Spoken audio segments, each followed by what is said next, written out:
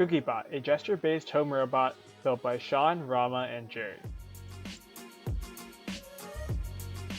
With Cookiebot, we wanted to drive the robot and have it turn left, go straight, and turn right. We wanted to signal to the robot to go home and charge. We wanted to gesture to the robot to drive to the user to deliver goods. And finally, we wanted to point to a location in the room and have Cookiebot drive to it. For a high-level view of how Cookiebot works, the robot first explores and maps out the entire room. Then, the camera looks for gestures from the user, translates them into commands, and executes the commands on the robot. The system also constantly updates the locations of the robot and user based on encoder data and camera tracking.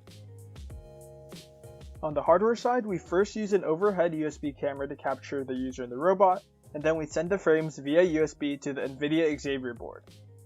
We then run image processing models and gesture recognition models on the embedded GPU, and we use the 8 CPU cores to run tracking with OpenCV, update the map state, and host our web server. We use WebSockets to send the drive commands from our board to the robot.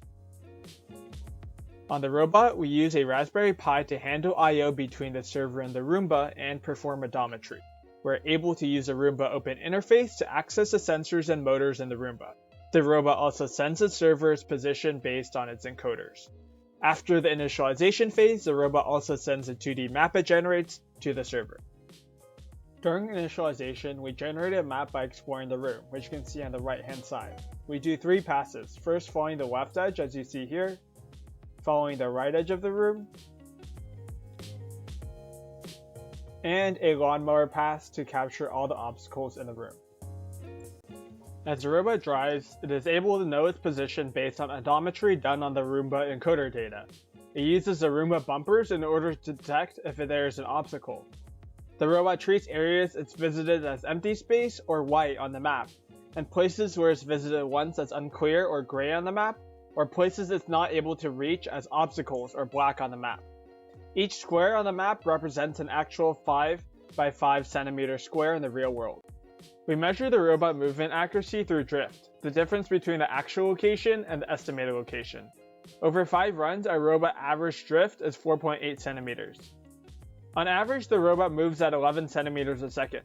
We wanted the robot to go below 20 centimeters a second for safety, but wanted to go above 5 centimeters a second for efficiency. At the end, we're able to combine the results from all 3 runs into a single map, shown here. We measure the map accuracy by counting the number of incorrect 5 cm squares. Our average map accuracy was 95.6%. Here's an example of tracking when Sean does the go home command. With tracking, we want to use a camera to get the location of the user and robot. On the left side is the camera view, and the right side is the map view. Using the data we get from initialization, we can perform homography to map the 3D camera view onto the 2D map. You can see that the green and red axes on both the camera view and the map view line up. On the camera side, the red dot is a user and the green dot is a robot, and you can see the user and robot icons following on the map view. Even when the user obstructs the robot, we can still track the robot. We measure the tracking accuracy by drift, the difference between the estimated location and the actual location. On average, user drift was 0.04 meters and robot drift was 0.12 meters. We aim for less than 0.3 meters, around a foot, so that the drift would be under reaching distance. For gesture recognition, we first get 25 body key points from running OpenPose, which you can see drawn on Sean. The first method we use to classify gestures is heuristics. You can see Sean doing the go home gesture, left hand up, and on the top left you can see the prediction for the current frame. Right below you can see the last sent command. This is because we do some post-processing to ensure gesture is stable before we send it to the robot. Here's the stop gesture, both hands up, and even if the current frame prediction changes, the last sent command is still stopped thanks to the post-processing. Here's a to me gesture, right hand up. The total classification accuracy for heuristics was 95.6% over 162 gestures. We tested all the gestures under different lighting conditions and in many positions in the room. For the teleop, we use heuristics to see if an arm is raised, and we use a SVM to classify the direction. Straight for driving straight, left for turning left, and finally right for turning right. To do this, we create a normalized vector of distances from each key point to the chest and pass it through a support vector machine with a cubic polynomial kernel. We trained the model on 1028 frames, and we had 90.8% accuracy over 76 test gestures.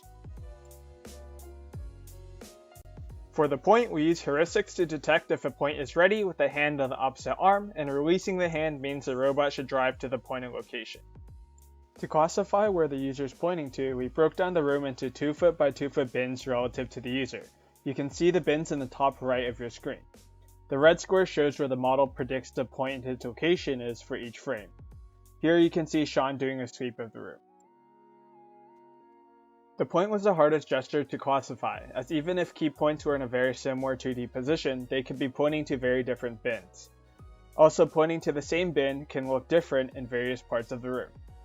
We trained a 3-layer 64 hidden unit neural network for the point. In some ways we got performance improvements where predicting the x and y coordinates of each bin separately, using a regression output instead of a categorical output, using only the 6 arm key points instead of all the key points, and using the location in the frame as a feature.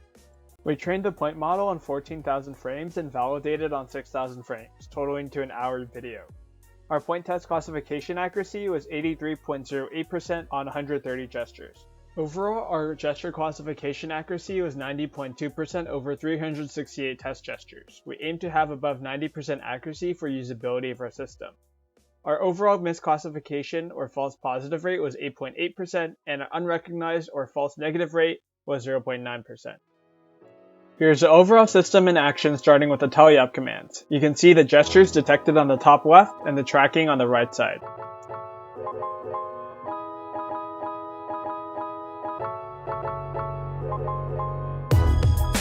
Next is the go home command. To navigate to any destination on the map, the robot uses A* to search for the best path.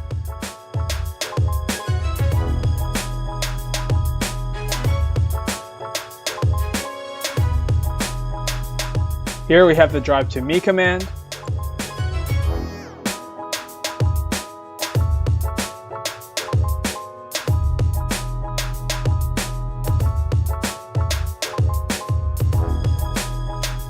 And finally, drive to the point of location. You can see that the target on the map is where the system thinks Sean pointed to. The target stays until the robot drives to it.